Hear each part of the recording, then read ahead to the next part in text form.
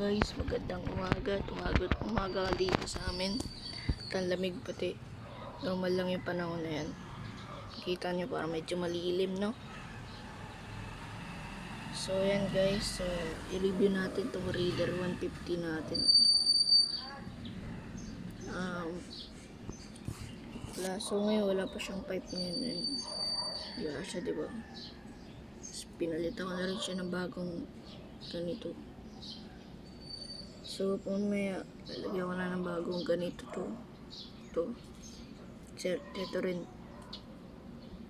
So, yan guys. I-review natin yung nilagyan ko na siya ng makina yan. Pabox na talaga siya. At ito laman nito, foil sa loob. Naka-tape lang na pavilion. So, ito naman, in-upgrade ko na yan. Yan nyo guys. Yan. Yung red, may red na yun. Ayan. Yun. Ito guys. Hindi siya nakapreno pa guys. Yan.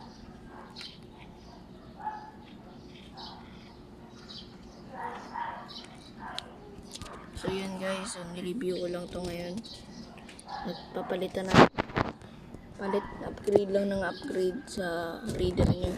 At sana yung mga nanonood nito, yung may mga reader na ginawang miniature dyan, wag na kayo gaano mag-backfire kasi pwede masunog yung gilid, depende sa inyo.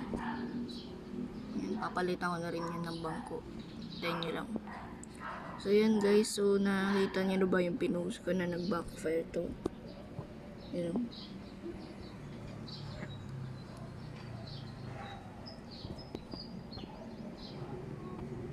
Yan, so yun lang guys, at sana nag-enjoy kayo at sana mag-subscribe pa ulit kayo and likes. Yun lang, magandang umaga ulit sa inyo. Yan, maganda pa ng pagkakaumaga guys. Yan guys, so like and subscribe na lang. Bye.